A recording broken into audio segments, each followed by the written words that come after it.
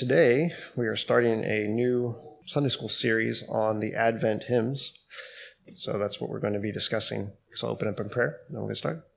Dear Lord, I thank you for this day, the chance to worship you, the chance to learn more about you. I ask that you would guide this time as we consider one of the hymns about you. Give us wisdom and help us to see more about you. In Jesus' name, amen. All right, so I'm going to start off by reading a poem. Well, it's a song, but we'll count it a poem for right now because I won't do any of the music.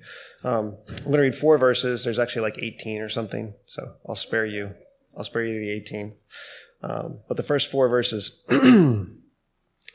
Alas, my love, you do me wrong to cast me off discourteously, for I have loved you well and long, delighting in your company. Your vows you've broken like my heart. Oh, why did you so enrapture me? Now I remain in a world apart, but my heart remains in captivity. I have been ready at your hand to grant whatever you would crave. I have both wagered life and land, your love and goodwill for to have. If you intend thus to disdain, it does the more enrapture me, and even so I still remain a lover in captivity. Do you know that carol? No, it's not a carol. But what's the emotion that you hear or feel or whatever as you consider those words? What emotion do you think the poet is getting at?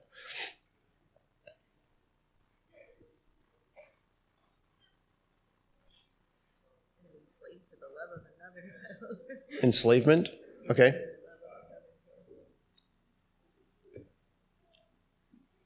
Any other emotions? Longing? Okay. And we will get there.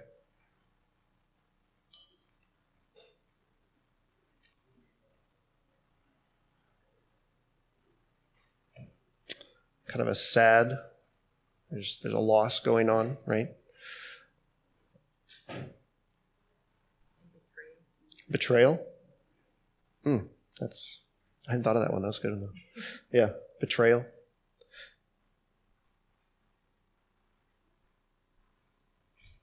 Yeah, that last verse. If you intend thus to disdain, it does the more enrapture me. And so there's kind of like this betrayal going on.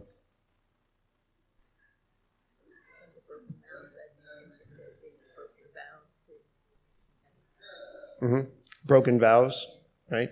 So there's this aspect of betrayal, of sadness, loss, right? Mournful. All right, this poem was set to music early on. It's actually from the 1580s. That's when that first was written. So I figured since it's a little older, we would listen to. And sorry, I got ahead of myself, so I'm just 1 or 2 minutes out. We would listen to it in a little bit more of a period style. But I want you to think about the music that is played and how it goes with those lyrics, that sad, mournful betrayal, kind of loss or whatever, how the music goes with the lyrics. That's typically what happens. Composers, I think it's called librettists back in those days. Librettists would be the ones writing the words. So a composer would write the music, librettists would write the words, and they put the things together. And what they were trying to do is they were trying to match the lyrics with the music. And sometimes, at very low level, melody line goes up, and they're talking about going up, or, chords, different chord structures and stuff like that. So I want you to listen to the music. I want you to think about how it goes with those words that I just read, the longing and mournful. Go ahead.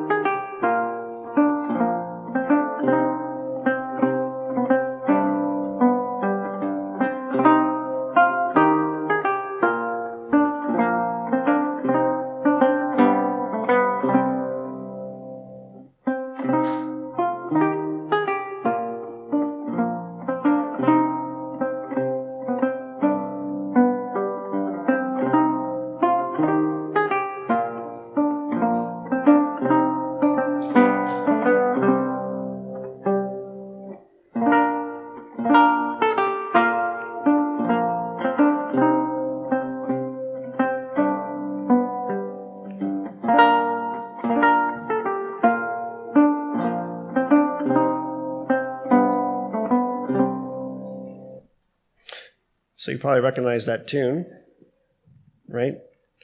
Greensleeves. So that's the name of the poem that I read, the first 4 verses. I didn't read the chorus because that would kind of give it away. But so Greensleeves is the name of the poem. That's the original music that it was set to. And so how does the music kind of match the words there? Do you feel any of that maybe somber or dark feeling from that music? Okay, see some heads nodding. I don't see any heads shaking. That's good.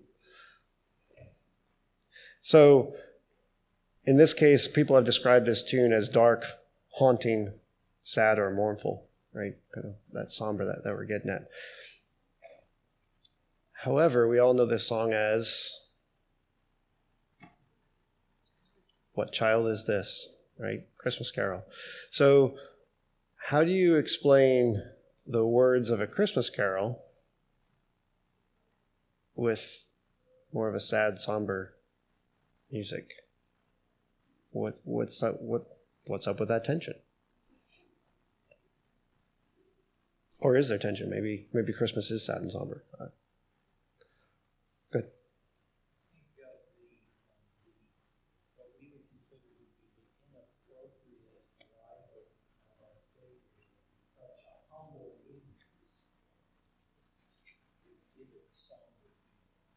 Okay. I know one thing that Max Lucado had mentioned is that his hand was pierced. And that child that Mary was holding would one day be pierced. Okay. All right. So there maybe is some anticipation of sadness, especially knowing what we know. The redemption of our own sadness and loss. Okay, maybe sadness at our own estate, our own the way we are. Yeah. You guys pass me down.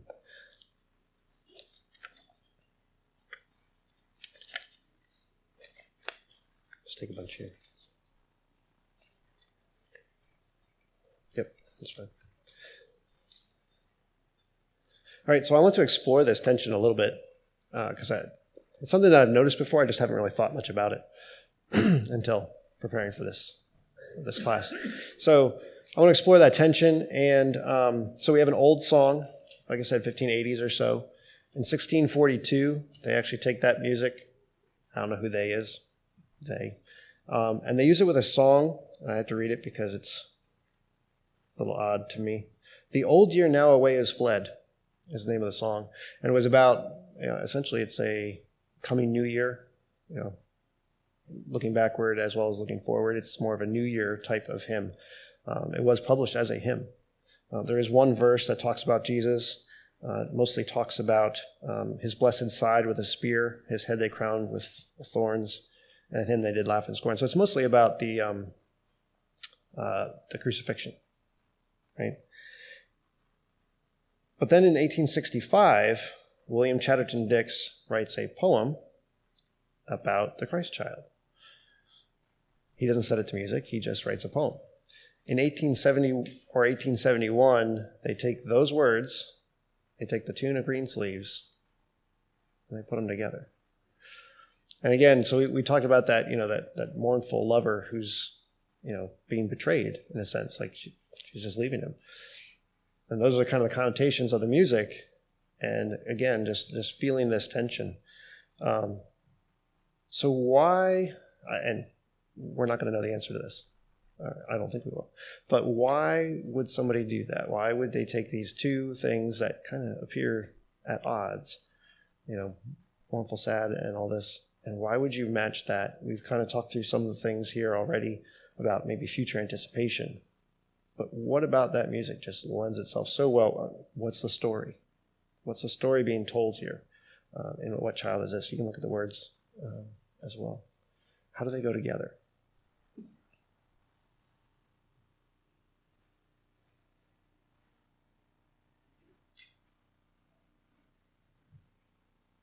Hmm?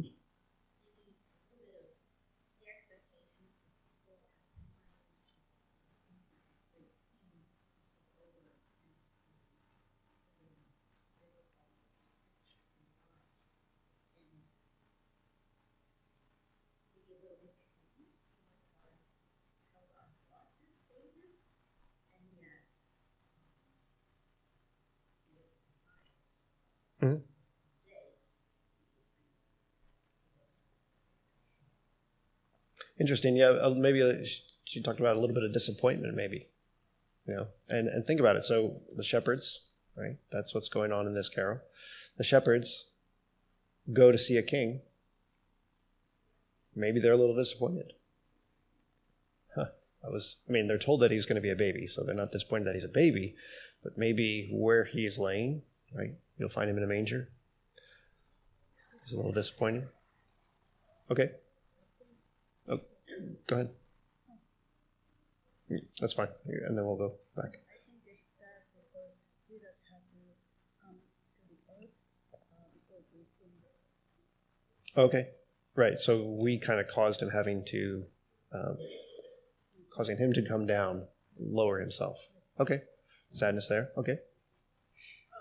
Just the contrast for what they found versus how they told most of the story there. Mm-hmm. Right. Yeah. There's a scholar, and he talks about, so if you're in Bethlehem, if you look east, which I'm going to look that way because that's right, and of course north is up for me, so whatever. But I'm going to look that way.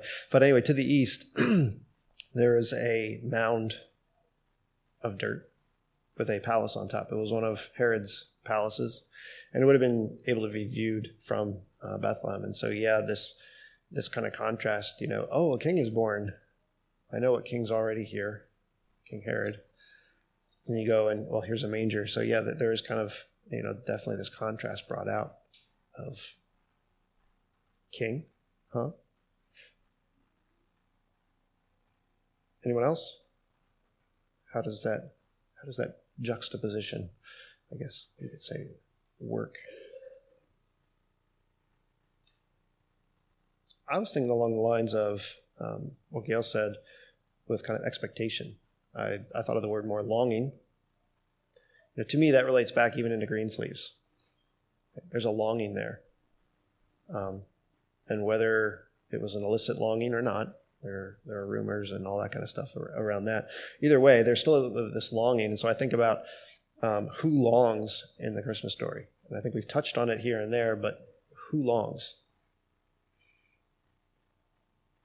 Who is longing?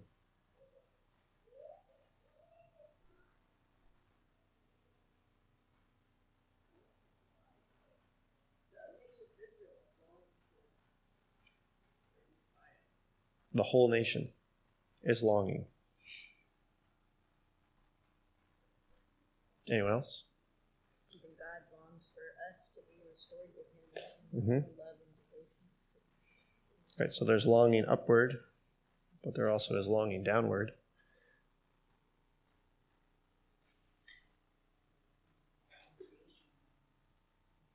All creation. So in some sense, all of humanity, it's not just the nation of Israel, which is correct, but it's also all of humanity is longing for God.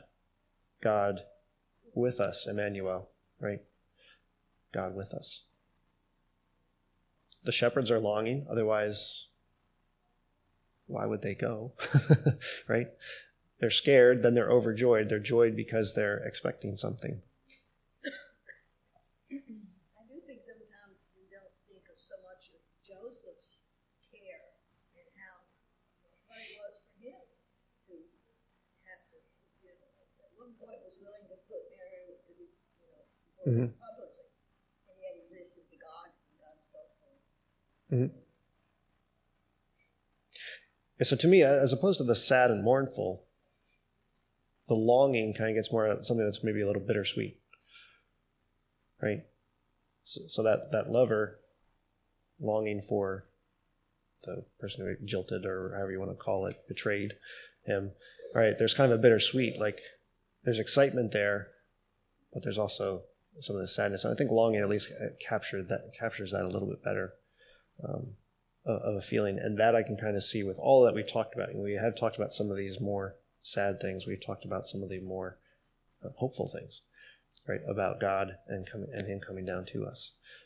So I think longing maybe does a little bit better fit there. I want to shift slightly. I want to start looking at the words here of the song. That's why I handed it out. So the title is a question. There aren't too many songs with questions in their title. So what questions does the song ask? And then right away, we'll figure out one of the questions and then we'll try to answer it from the song at this point.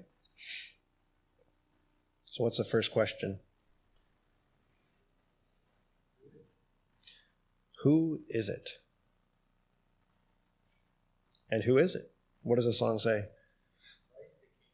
Christ the King, right? So the first verse asks the question, and the first chorus then answers that question. What child is this? This is Christ the King.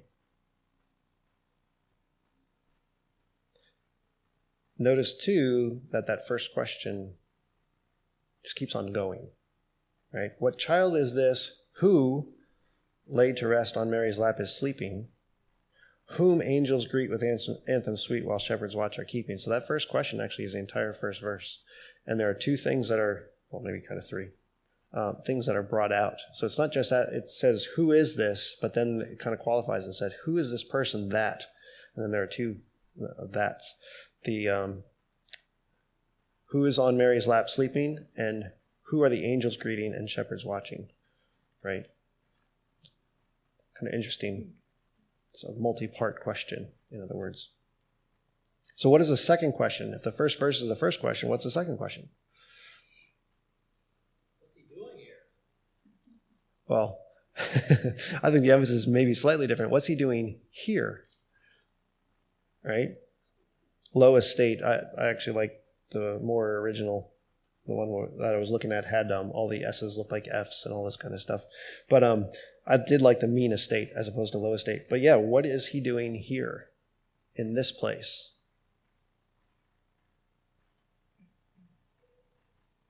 And what is he doing there? What does the song say he's doing there?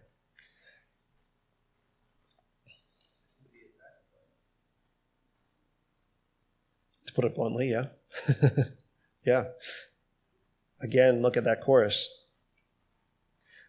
Why does he lie in such mean estate? Nail's spear shall pierce him through, the cross be borne for me, for you. Hail, hail, the Word made flesh, the babe, the Son of Mary. It's a little maybe more indirect of an answer. But think about the humility of his birth, the humility of his death. In fact, for both of those, you probably could use the word shame. There's a certain amount of shame in, God coming down to a manger, right? And also dying on a cross. We know that is very shameful, especially in that culture. So I think it does answer, what you said with a sacrifice. That is the answer. Why is he here? Well, because this is the type of king that he is, right? That makes me think, and you get this one for free, but that makes me think, our own leaders, and I'm not talking about even today, I'm going back 150, 200 years, doesn't matter. What leaders have we had that were truly humble? We start with today and then start working our way back, but to try and find true humility in our leadership is often very hard. Typically, we think of that as being more powerful and more outgoing, charismatic, not necessarily in this more humble sense. But this is Christ, right? What child is this? Humble child. So what's the third question?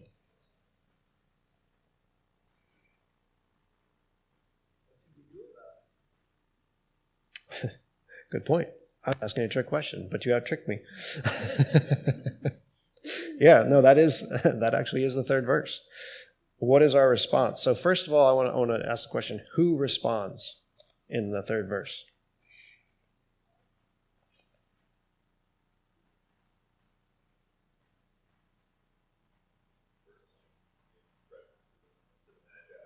Okay. Right. 3 gifts just happen to line up with the gifts that we're told that the Magi bring. Pretty good assessment there, yeah. Rich and poor. Again, we see that contrast there, right? Christ as God, Christ as baby in a manger, And yes, rich and poor, both ends of that social or economic spectrum should be coming to him. Any other words there used to describe who responds?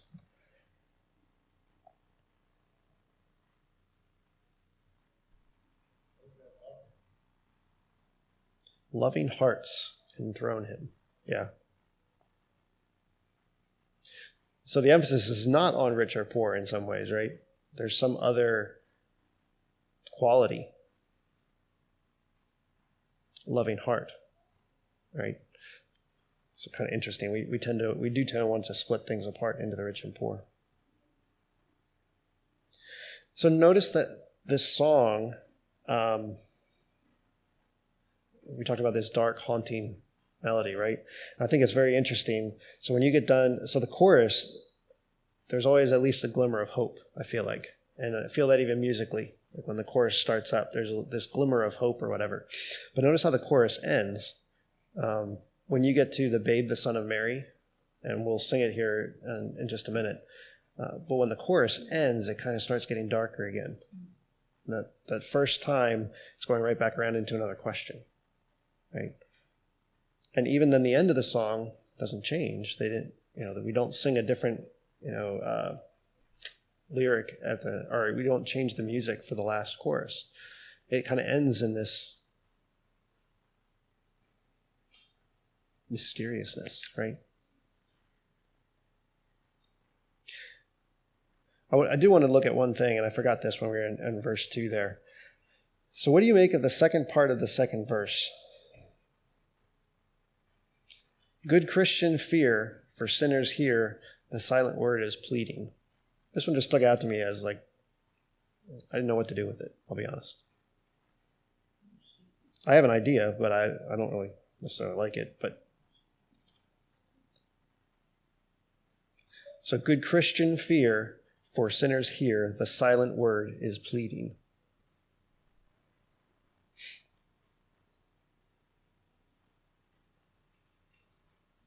Good.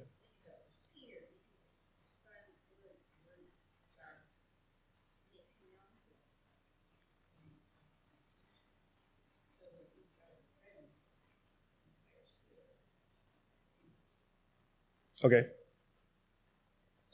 Fear as sinners. Okay. Perhaps it's being the proximity of God to people.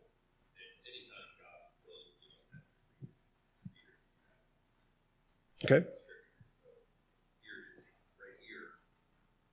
It's not fear. It's like watching horror movies. That just absolute recognition of God's power right here. Okay. Yeah, so the immediacy of the word here. God is right here in the baby. And so we should fear, I think, reverence. I think there's a combination of awe as well as being scared. I think the shepherds are kind of right in their response. That word pleading, though, too, has a real more, it doesn't just say asking, but pleading for us to know him. And he's done it. Read it. Yeah, that's a good point. It goes back to that longing that we talked about before. And you had mentioned about God longing for us. And so you have pleading, longing, expectation. Yeah, I kind of took it maybe a little bit, a slightly different direction. Like I said, I just offered this out there. I'm not I'm not sure exactly, but I kind of, if I reword it, I would say Christians stand in wonder because of what God can do in sinners' lives. So as Christians, it's almost contrasting the Christian and the sinner. And while we know that Christians are sinners, I'm not saying that's an actual contrast. The lyric kind of contrasts those, and it almost says, hey, Christians react in awe because of what God does in the sinner's life. Except that was just what sense I was able to make of it. Any other lines stand out to you? Or do you like, not like? Wish they were changed.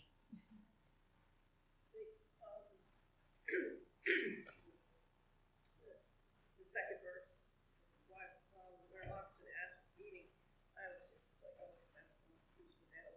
But what I think Gail said about all redemption is growing. All creation is growing redemption. So it's like we came to the truth of that redemption. And then I found that the Duffy cross, there was a lot of things going on with creation. Mhm. Right, the animals described as being a part of the world, the created order in a way. It's not just people. You know, God did create the earth for man to dwell on, but he created it as good. So yeah, the whole creation groaning for him. I did find it was interesting, that second line of the first chorus, whom shepherds guard. You know, there's in the first verse it says, shepherds watch our keeping, which makes you think about the shepherds watching their sheep. Well, in that chorus there, this is Christ the King whom shepherds guard, kind of flips it and says that the shepherds are actually guarding Jesus. Now, that's not in the Bible. It doesn't say that the shepherds are guarding, but it really made me think, you know, what guards God in the Bible? Do you know? What is shown to guard God?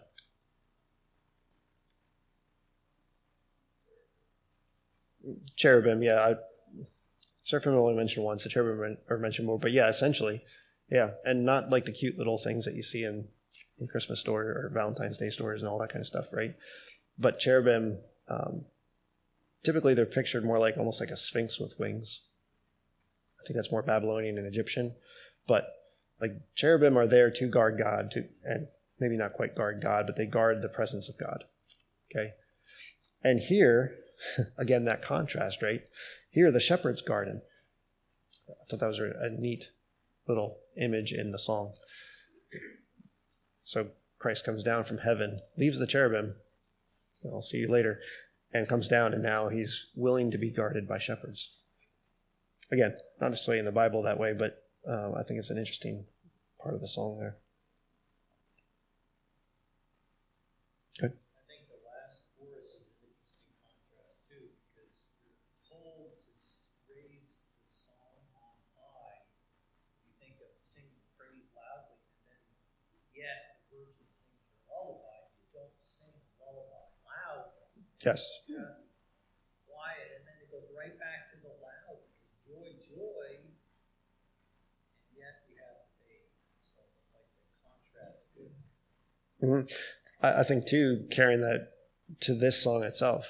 How many of you have ever turned up your stereo when this song comes on and like started blaring it, like you're driving down the road, right?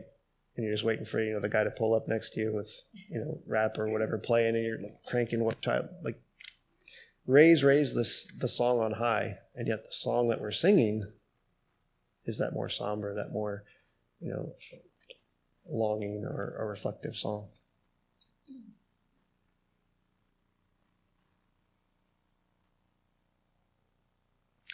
So we talked about the music and lyric tension, talked about maybe being sad. Maybe that wasn't quite the right way of, or a helpful way of looking at it, especially for our purposes with the Christmas Carol.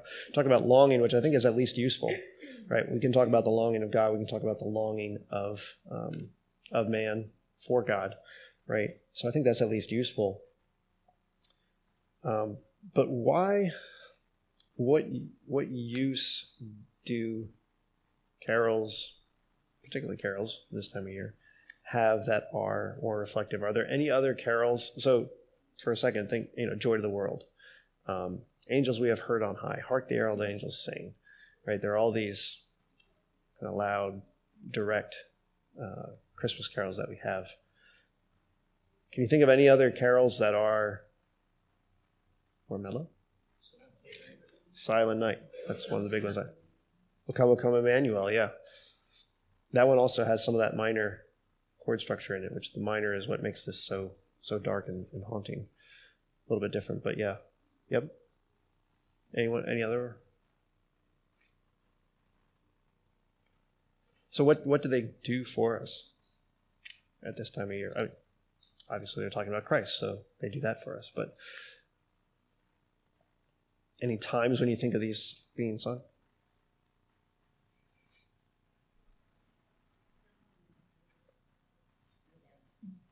Slow down.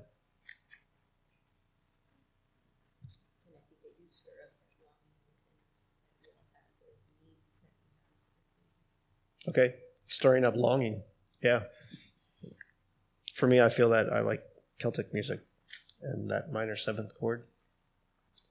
Very longing and kind of grabs me emotionally.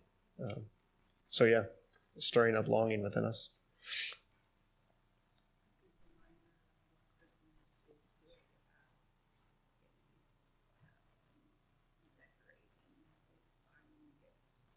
Mm-hmm. Yeah, because you can go right from all of that you just described, right? The social gatherings, the glamour, the glitz, and you can sing Joy to the World, right? Without even pausing. You can sing some of these songs that are very, kind of boisterous or uplifting. I'm not saying that there isn't a time for those either. There absolutely is. But yeah, it's like Gail was saying, it pulls you back. You start kind of thinking. I think maybe a better word than either sad or even longing is maybe wonder. Right? So this tension, when we hear the music, when we sing the lyrics, this tension that we're experiencing ought to cause us to slow down. It ought to cause us to reflect. Right? And as we looked, we found other tensions that I wasn't even bringing out. We all pointed different tensions out in this song, and as you go back and forth between them and think about them, it almost forces you to ask questions, if not enables you. If you're singing, you're asking a question. I don't know if you ever realized that, right? But it at least enables the question, because it kind of slows you down and it makes you think a little bit differently. But it also kind of, in this case, it forces you to ask those questions and not pass over. It might be a pun. Not pass over what Jesus is and what he has done. You're talking about the food, the celebrations, the party, like all that kind of stuff that's going on. And then suddenly this goes, one of these songs, Oh Holy Night, Silent Night, or this one here. This one here, I think, really forces the questioning in a good way, in a way that ought to slow us down. For me, when I think of this song, and I don't know why, it's not like I have a definite recollection, like, oh, this point in time this happened, but I think more of Christmas Eve. I think more of like a service where the lights are dim. Typically we go into like a candlelight type of service or whatever, and in that more subdued atmosphere, this is where I think of this type of song. And everything is just kind of making sense, right? That green sleeves that we talked about, that longing, that all that stuff just kind of comes together, and all those different tensions, all those different ways of looking at it all kind of come together in that time frame. So what do you guys think about wonder or being forced to slow down to ask the question? The questions are asked here, questions that we may ask them and just blurt out the answer. Any reactions to that? Mm-hmm.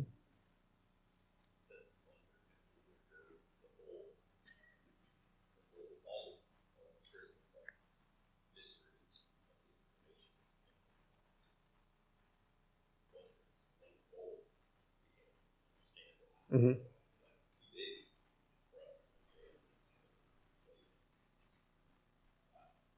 Yeah. Yeah, we don't understand the incarnation, what Christmas is all about. And so it kind of reminds us of that. I think, too, again, you think about our culture, we don't want to admit that we don't know things. Well, no, we know the answer. We know the answer. Even these questions, like, what child is it? Oh, it's Jesus. All right, moving on. And no, that's not the point. There can be something learned in the asking and the exploring that tension. Maybe it feels uncomfortable, I don't know. But either way, it can help us with that. So what were the shepherds expecting to find? I think they were expecting to find king and royalty. They're probably shocked by the fact that they had to go into a barn and not a baby in a feeding trough. Mm-hmm. That was a lot of faith. Yeah. That's and we mentioned something like that before too, and that reminded me. There's the other way I can think about that though is to look at it and say they went into that place and they were shocked because Jesus was like them. So agreed. To me, this is another one of those tensions that we have to balance. Where in one sense we're shocked at Jesus being there because I was expecting royalty. Absolutely, I'm not. I think it's a both and type of situation. I mean, either or. Also, maybe they went in there and they said, oh, wait, no, this king is like us. He's among the animals. He's come down, they may not have realized that, but they realized, oh, wait a second, this king is actually for us. This isn't just one of your high and mighty, elite people. Maybe they were a little shocked because it's like, oh, hey, wait a second. This guy might actually grow up to be somebody who understands us, right? The shepherds, the farmers, rich and poor, and all of that. So yeah, again, it's another one of those tensions that I think we just have to. I think the proper way to regard it is not to try to resolve them necessarily. I think it's to try to let them linger, and it's in that tension that we learn more. I think it'll be interesting to know who came and must have brought Mary and Joseph out of the manger, because when the Magi came, he was in a house. So how long he stayed in that manger and those lowly circumstances. Yeah, and yet everybody was hastening, right? It says haste. I think that they were there as a dealing with the public, and you're going to have babies. So I think it was temporary. I don't think they expected people to stay there. I would deliver them a day or two, leave. And so I think that was, that's why you read pretty soon they're at a house. Yeah. They got all that stuff in the wise men, so they probably could afford to run pretty good. Right.